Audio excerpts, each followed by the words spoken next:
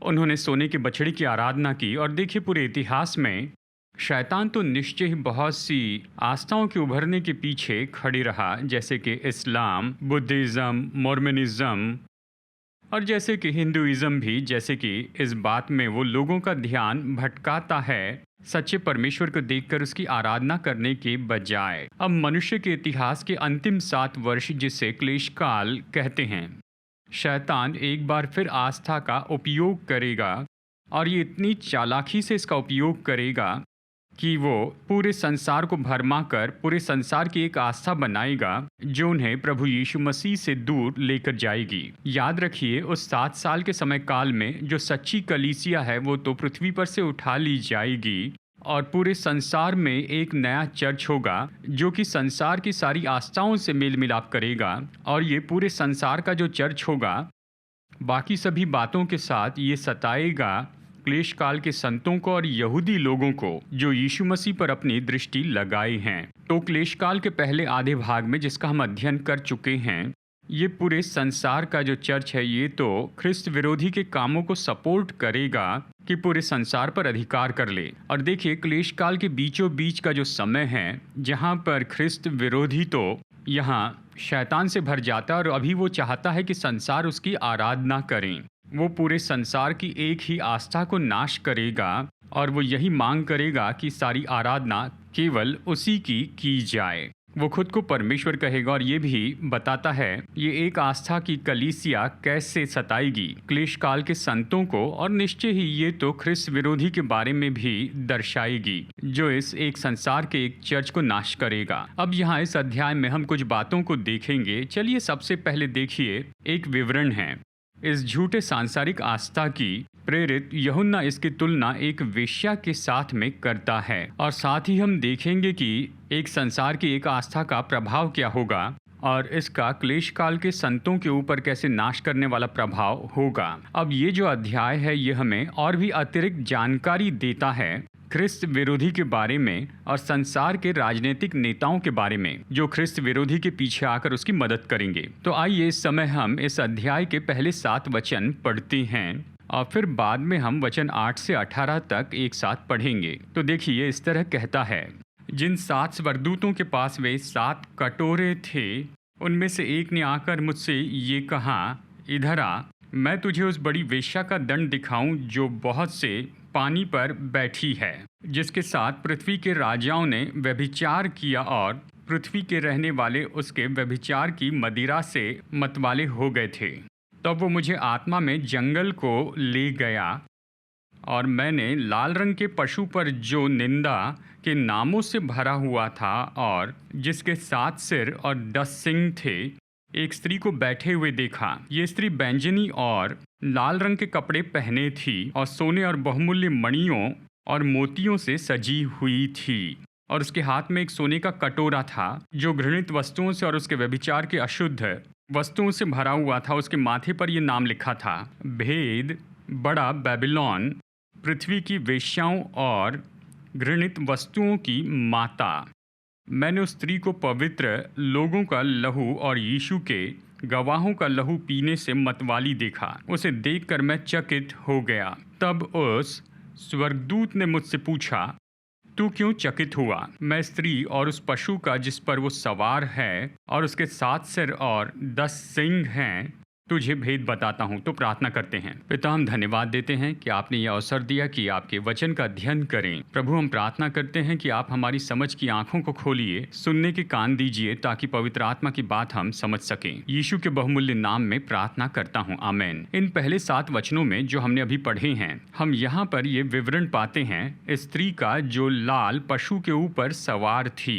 अब ये विवरण तो प्रेरित यूहन्ना को दिया गया, जिन स्वर्गदूतों के हाथों में 7 कटोरे थे उनमें से एक स्वर्गदूत के द्वारा। यानी ये तो पृथ्वी पर लाए गए 7 न्याय की अंतिम सीरीज थी जो अध्याय 16 में देखा है। इस समय इस अध्याय में यहाँ स्त्री के बारे में बताया गया कि ये तो बुरी है, ये एक वेश्या है, और उससे संबंधित जो पाप है जिसके बारे में बताया गया वो व्यभिचार है। अब अवश्य ही ये तो निश्चय एक कल्पना है जो प्रभु यहाँ पर उपयोग करते हैं कि एक बहुत ही महत्वपूर्ण विचार बता सकें इस झूठी आस्था के बारे में। पूरी बाइबल में, बाइबल तो लगभग हमेशा बताती है कि झूठी आस्था ये तो निश्चय ही वैवाहिक अशुद्धता के बारे में कहती है, यानी व्यभिचार। देखिए, इसका संबंध तो इस बात से है कि परमेश्वर ने विवाह का संबंध दिया है, मानवता के लिए विवाह स्थापित किया, और ये तो एक जरिया है कि परमेश्वर और उसकी कलीसिया के बीच के संबंध को बताएं।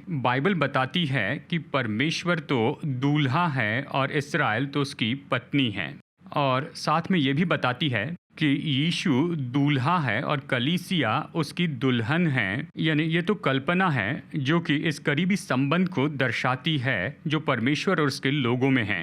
क्योंकि हम परमेश्वर के साथ इस वाचा के संबंध में हैं, तो हमें परमेश्वर से विश्वास योग्य रहना है और हमें अपना पूरा ध्यान उसकी ओर लगाना है। और यही विश्वास योग्यता के बारे में हमें आज्ञा दी गई कि अपने विवाह में से बनाए रखें। हमें अपने जीवन साथी से विश्वास योग्य रहना है और उससे प्रेम रखना है, बाकी सबसे बढ़कर, और ये उसकी आज्ञा है। यानी जब भी हम बाइबल में देखते हैं कि परमेश्वर के लोग झूठी आराधना के पीछे जाते हैं, ये हमेशा इन्हीं शब्दों में बताई गई है, जो है व्यभिचार, और जिस झूठे की वो उपासना कर रहे हैं उसे हमेशा वेश्या के रूप में बताया गया है। अब उदाहरण के लिए, जब प्रेरित पौलुस कुरिन्थियों की कलीसिया को लिखता है, वो उस कलीसिया के बारे में बताता है कि वो पवित्र कुंवारी हैं। देखिए, 2 कुरिन्थियों अध्याय 11 वचन 2 में हम पढ़ते हैं, क्योंकि मैं तुम्हारे विषय में ईश्वरीय धुन लगाए रहता हूँ,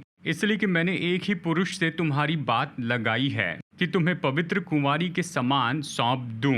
पवित्र कुंवारी। अब इस विवरण के बिल्कुल विपरीत ही हम यहाँ पर देखते हैं कि ये जो झूठी आस्था है जो बाइबल में बताई गई है, इसकी हमेशा तुलना तो वेश्या के साथ में की गई है, क्योंकि ये लोगों को उस बात की ओर लेकर आती है जो अच्छी दिखाई देती है, लेकिन वो तो सच में विनाशकारी होती है। तो इस कल्पना को आप समझ लीजिए जो पूरी बाइबल में उपयोग की गई है। तो हम इस विवरण में देखते हैं कि ये स्त्री एक पशु पर सवार है। ये झूठी आस्था का सिस्टम है जो लोगों की अगुवाई करता है कि वो जीवित परमेश्वर से अपनी दृष्टि हटा दें और झूठे सिस्टम की आराधना करें। आज जिस संसार में हम जी रहे हैं, इसमें तो बहुत से ऐसे झूठी आस्थाएं हैं।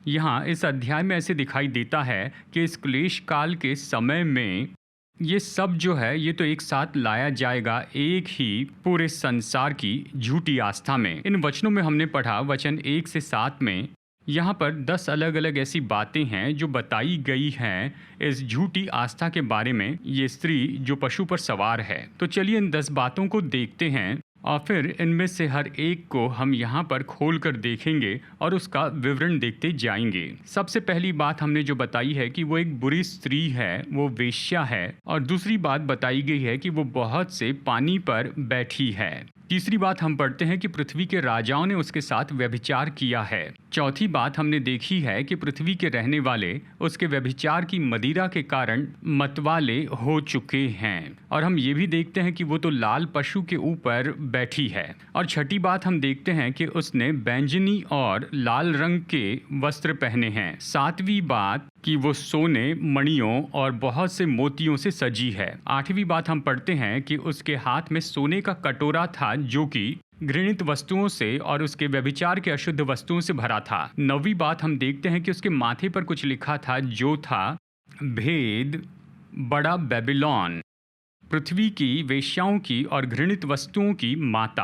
आखिरी बात हम पढ़ते हैं, वो पवित्र लोगों का लहू और यीशु के गवाहों का लहू पीने से मतवाली है। अब देखिए, जब हम बाइबल का अर्थ लगाते हैं तो निश्चय ही खासकर हम वचन को इस तरह से पढ़ते हैं कि वो सच में अर्थ रखता है, असली अर्थ को जानना चाहते हैं। हम सच में और कोई दूसरा अर्थ देखना नहीं चाहते हैं। अब ऐसे भी समय हैं, जैसे कि इस अध्याय को हम पढ़ते हैं, जब हम इसे पढ़ते हैं तो ये तो इस तरह से बताता है कि ये तो निश्चय ही कल्पना या उपमा की भाषा है और ये असल में ऐसा ही नहीं लेना है, ये तो किसी और बात को दर्शाने वाला है। और सौभाग्यवश ये अध्याय हमें यहाँ इसके बारे में बहुत सा अर्थ समझाता है, इन उपमाओं को जो इन वचनों में हमने देखी हैं, पहले 7 वचनों में। अब इन दर्शाने वाली बातों को समझने के लिए हमें इस अध्याय के वचन 15 से 18 तक पढ़ना होगा। तो आइए आगे बढ़कर इन वचनों को पढ़ते हैं। वचन 15, फिर उसने मुझसे कहा, जो पानी तूने देखा जिस पर वेश्या बैठी है, वो तो लोग और भीड़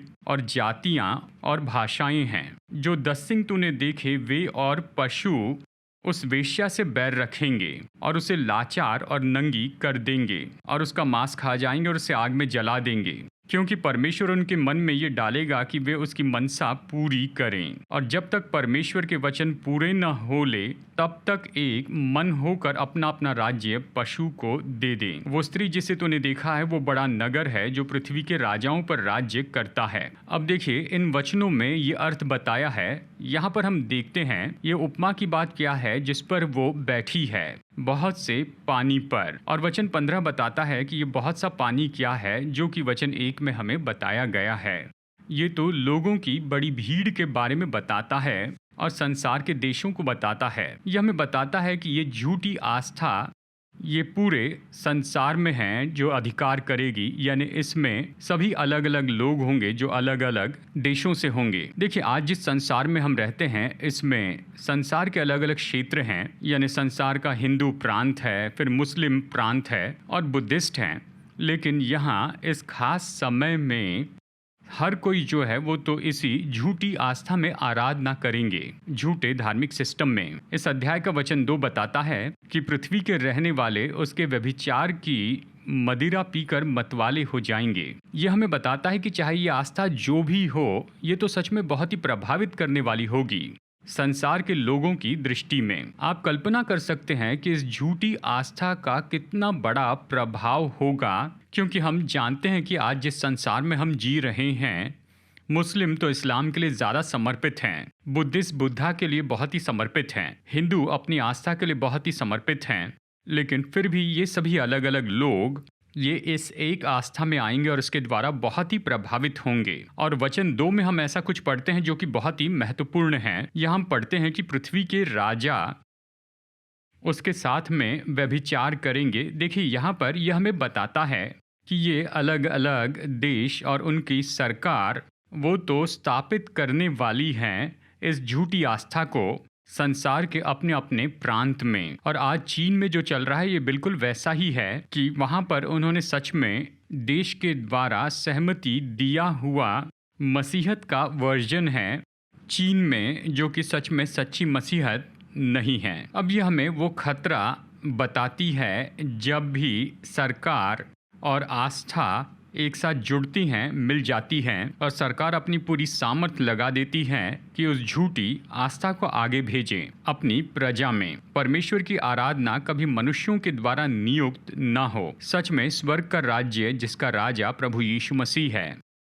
उसे जबरदस्ती किसी को स्वीकार करना नहीं चाहिए। देखिए, उन लोगों को तो अपना चुनाव खुद करना है कि वो जिस परमेश्वर की आराधना कर रहे हैं वो अवश्य ही सच्चा और जीवित परमेश्वर है। और इसलिए यीशु ने कहा, जब वो पिलातुस के सामने खड़े थे, यूहन्ना अध्याय 18 वचन 36 में उसने कहा, मेरा राज्य इस संसार का नहीं, यदि मेरा राज्य इस संसार का होता तो मेरे सेवक लड़ते कि मैं यहूदियों के हाथ सौंपा न जाता, परंतु मेरा राज्य यहाँ का नहीं। अब वचन 16 और 17 जो अभी हमने पढ़ा है वो हमें बताते हैं कि इस क्लेश काल के समय में जब ये झूठी आस्था पूरे संसार में फैल जाएगी कि निश्चय बड़ा बदलाव आएगा संसार के ऊपर राज्य करने वाले लोगों में इस झूठी आस्था के बारे में। देखिए, वचन 16 और 17 में इस तरह से बताया गया है कि क्लेश काल में ऐसा भी समय आएगा, मैं विश्वास करता हूँ कि ये तो बिल्कुल बीच के समय में होगा, जहाँ ये 10 सिंह जो 10 राजा को दर्शाते हैं, जो संसार में ख्रिस्त विरोधी के राज्य की अधीनता में है, वो इस झूठी आस्था के सिस्टम के विरुद्ध में आएंगे। वो इसे नाश करेंगे और फिर संसार के सभी लोगों की दृष्टि फेर देंगे कि ख्रिस्त विरोधी की आराधना हो और केवल उसी की आराधना हो। देखिए, कुछ पल में हम देखेंगे, इस विवरण को देखेंगे, ये 10 सिंह या 10 राज्य या 10 राजा। अब देखिए, यहाँ पर वचन 4 इस वेश्या के बारे में बताता है कि इसने लाल और बैंगनी रंग के वस्त्र पहने हैं और ये सोने, मणियों और मोतियों से सजी है। अब देखिए, इस तरह का जो विवरण है इस स्त्री का या फिर झूठी आस्था का, ये बताता है, यानी ये तो कम से कम अपनी आँखों में ये तो उठाई गई है, बहुत बड़ी है, और ये तो राजघराने को इस तरह से दिखाती है जो कि इस पूरे संसार के ऊपर दिखाया जाएगा। अब यूहन्ना जब इस पत्र को लिखता है उस समय में कि ये लाल और बैंगनी रंग के जो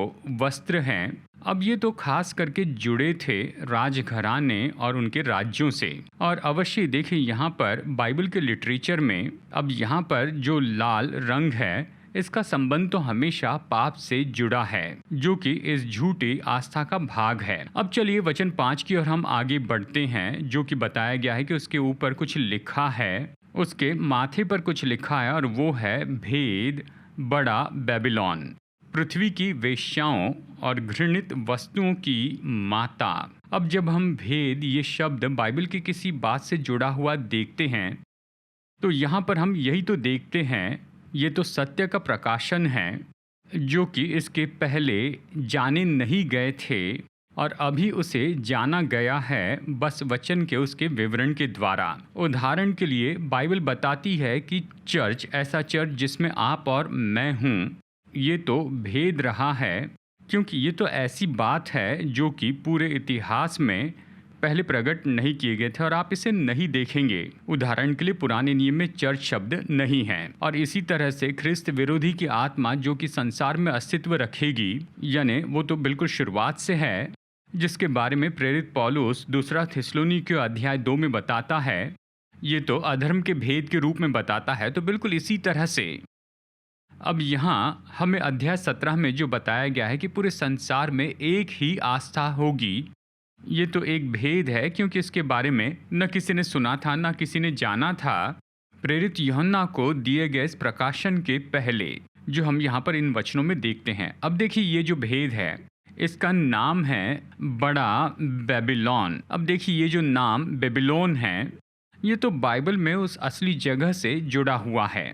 लेकिन इसका विवरण के रूप में उपयोग किया गया है, यानी संसार के सारे बड़े इंस्टीट्यूशन और सिस्टम के साथ में जो परमेश्वर से अलग हैं। बाइबल में यहाँ उत्पत्ति अध्याय 11 में हम ये लेखा पाते हैं एक मनुष्य के बारे में जो था निम्रोद। और देखिए, अगर आप मेरे साथ निकाले उत्पत्ति अध्याय 11 में और इसके पहले 4 वचनों को देखेंगे, तो यहाँ पर आप लेखा पाएंगे इस निम्रोद के बारे में, और वो कोशिश करता है कि मनुष्यों को उठा ले ऊपर स्वर्ग तक, जैसे हम ही परमेश्वर हैं। यहाँ हम पढ़ते हैं, सारी पृथ्वी पर एक ही भाषा और एक ही बोली थी। उस समय लोग पूर्व की ओर चलते चलते शिनार देश में एक मैदान पाकर उसमें बस गए। तब वे आपस में कहने लगे, आओ हम ईंटें बना बना के भली भांति आग में पकाएं, और उन्हें पत्थर के स्थान पर ईंट से और चूने के स्थान पर मिट्टी के गारे से काम लिया। फिर उन्होंने कहा, आओ हम एक नगर और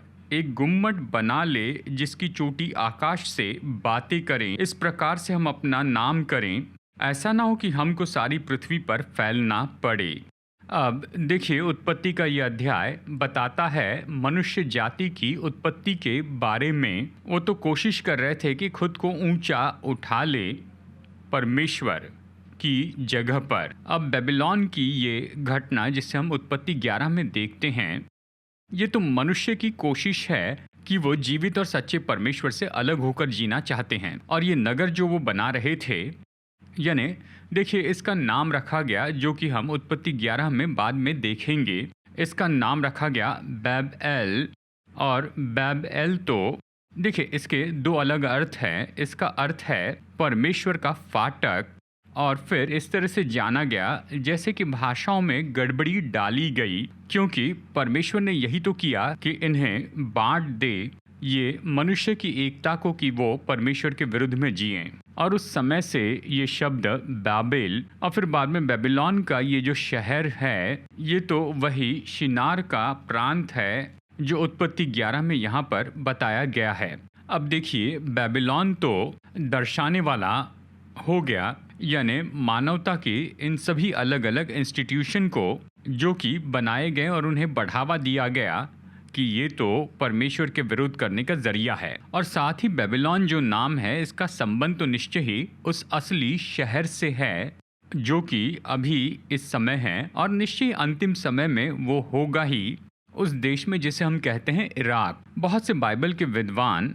अध्याय 17 के वचन 18 की ओर इस दृष्टिकोण से देखते हैं। वो विश्वास करते हैं कि बेबीलोन का जो असली शहर है, ये तो ख्रिस्त विरोधी की राजधानी होगी अंतिम समय में। और अध्याय 17 के वचन 6 में हम देखते हैं, मैंने उस स्त्री को पवित्र लोगों का लहू और यीशु के गवाहों का लहू पीने से मतवाली देखा, यानी उनका लहू पिया। अब यह हमें बताता है इस वन वर्ल्ड चर्च का सबसे मुख्य काम तो ये होगा कि ढूंढ निकालें और उनकी हत्या करें, यानी क्लेश काल के उन संतों की हत्या करें जो कि यीशु की आराधना करते हैं इस झूठी आस्था में जुड़ने के बजाय। तो चलिए अभी हम यहाँ पर देखते हैं ये स्त्री जिस पशु पर सवार है, इस पशु की उपमा क्या है। तो आइए वचन 8 से 14 तक हम यहाँ पर पढ़ते हैं। यहाँ हम पढ़ते हैं, जो पशु तूने देखा है वो पहले तो था पर अब नहीं है, और अथाह कुंड से निकलकर विनाश में पड़ेगा। और पृथ्वी के रहने वाले जिनके नाम जगत की उत्पत्ति के समय से जीवन की पुस्तक में लिखे नहीं गए, इस पशु की ये दशा देख कर कि पहले था और अब नहीं है और फिर आ जाएगा, अचंभा करेंगे। उस बुद्धि के लिए जिसमें ज्ञान है यही अवसर है। वे सातों सिर 7 पहाड़ हैं जिन पर वो स्त्री बैठी है। वे 7 राजा भी हैं, 5 तो हो चुके हैं और एक अभी है, और एक अब तक आया नहीं, और जब आएगा तो कुछ समय तक उसका रहना भी अवश्य है। जो पशु पहले था और अब नहीं, वो आप 8वां है और उन 7 में से उत्पन्न हुआ और विनाश में पड़ेगा। जो 10 सिंह तूने देखें, वे 10 राजा हैं जिन्होंने अब तक राज्य नहीं पाया, पर उस पशु के साथ घड़ी भर के लिए राजाओं का सा अधिकार पाएंगे। ये सब एक मन होंगे और वे अपनी अपनी सामर्थ और अधिकार उस पशु को देंगे। वे मेमने से लड़ेंगे और मेमना उन पर जय पाएगा, क्योंकि वो प्रभुओं का प्रभु और राजाओं का राजा है।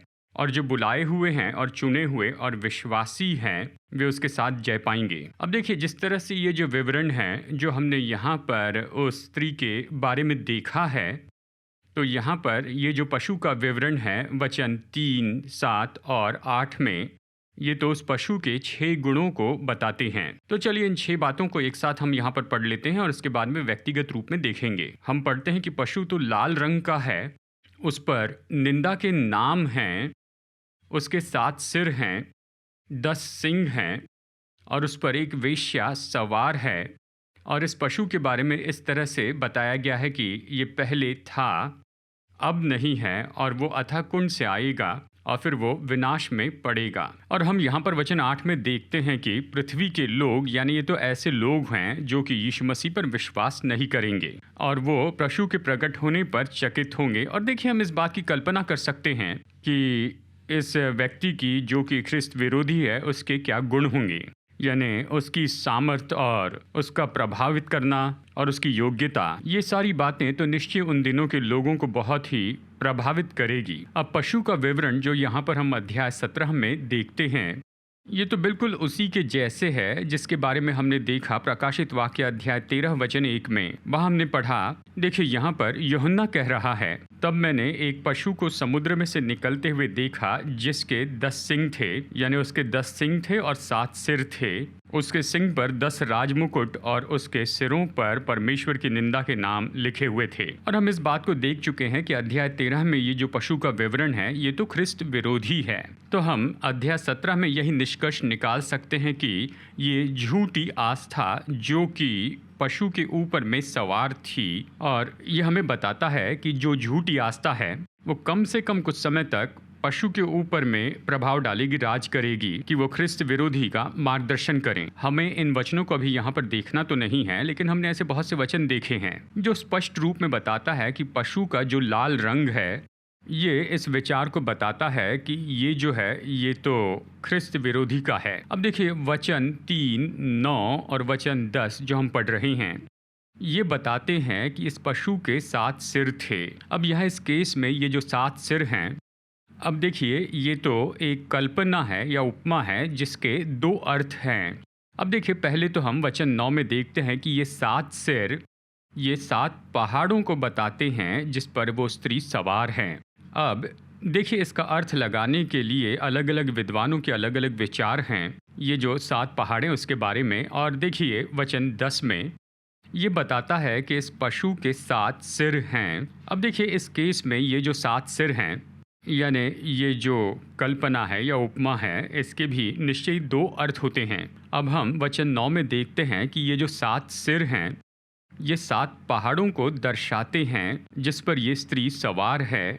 यानी देखिए यहाँ पर इसका अर्थ बताने के लिए विद्वानों के अपने अलग अलग विचार हैं 7 पहाड़ों के बारे में। यानी देखिए जिस समय में ये जो यूहन्ना प्रेरित जी रहा था तो रोम का जो शहर है उसे 7 पहाड़ों का शहर कहते थे। तो ऐसे भी बाइबल के विद्वान हैं जो ये मानते हैं कि 7 पहाड़ों के बारे में जो बताया गया है ये तो रोम के शहर के बारे में है जो कि निश्चय ही राजधानी थी उस समय के उस पूरे संसार के साम्राज्य पर जो रोमी साम्राज्य उस समय राज करता था यूहन्ना के समय में। देखिए वचन 10 में यह हमें ये सुझाव देता है कि ये जो 7 सिर हैं ये तो 7 राजाओं के बारे में भी है। और इसके बारे में अलग अलग विचार हैं कि कौन से 7 राजा या फिर कहिए कौन से ऐसे 7 साम्राज्य हैं जिसके बारे में बताया है। एक दृष्टिकोण ये है ये जो 7 राजाओं के बारे में बताया गया है इनमें तो निश्चय ही 5 रोमी सम्राट के बारे में बताता है जो कि उस समय तक अस्तित्व में थे जिस समय यूहन्ना ये लिख रहा था। और फिर जो 6वां है जो कि एम्परर डोमिनिशियन है जो कि यूहन्ना के समय राज कर रहा था।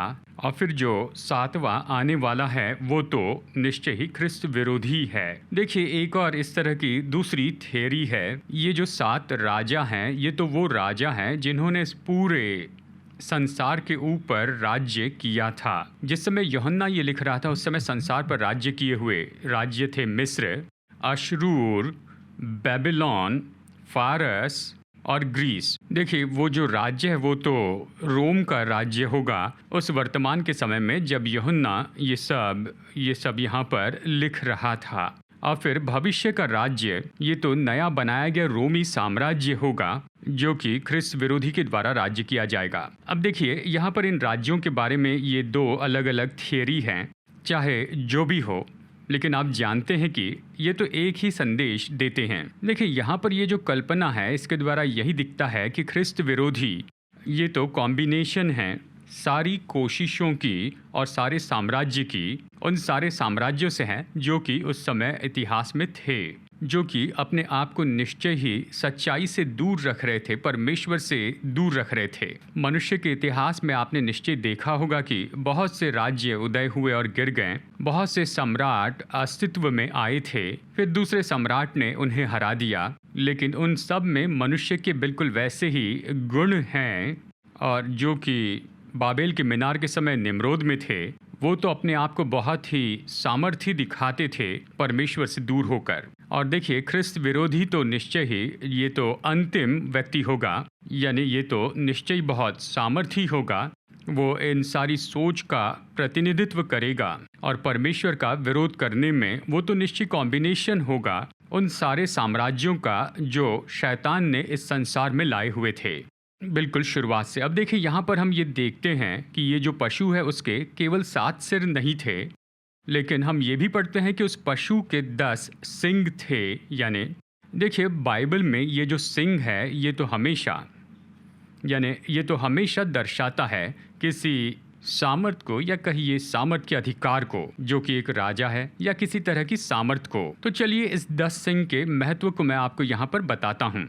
या ये 10 सामर्थी लोग जो कि प्रभाव डाल रहे थे। देखिए, बुद्धिमान लोग इसके बारे में सोचते हैं कि कैसे ये 10 राजा हैं, वो तो निश्चय ही ख्रिस्त विरोधी के समय में राज्य करेंगे। यानी ऐसा समय आएगा, जैसे हम क्लेश काल के पास में आते हैं, जैसे लोग क्लेश काल में जाएंगे, उस समय संसार के ऊपर जो राज्य करेंगे वो इस संसार को 10 मुख्य भागों में, प्रांतों में बांटेंगे, जिस पर 10 अलग अलग ऐसे प्रेसिडेंट राज करेंगे। चाहे जो भी हो, हम ये जानते हैं और यहाँ पर वचन 13 में देखते हैं कि निश्चय ही ये जो 10 सामर्थी सिंहासन जो हैं वो ख्रिस्त विरोधी के पीछे आएंगे। वो तो सच में अपनी सामर्थ को ख्रिस्त विरोधी की अधीनता में लाएंगे, और वही तो इस योग्य होगा कि इन सभी लोगों को एक साथ एक शासन में लेकर आएं। यानी देखिए, सच में तो जैसे कि रोमी साम्राज्य ने इन अलग अलग राज्यों को और देशों को एक साथ में लाया था और उसने उन्हें रोम के अधीनता में लाया, और ख्रिस्त विरोधी अपने समय में दुनिया में यही तो करेगा। और इस संसार में जितने भी साम्राज्य रहेंगे वो अपने सारे साम्राज्य को ख्रिस्त विरोधी की अधीनता में लाएंगे। अब देखिए, यहाँ पर हम अध्याय 17 का अंत करते हैं। यहाँ पर हम समझे हैं इस झूठी आस्था को और उसके प्रभाव को।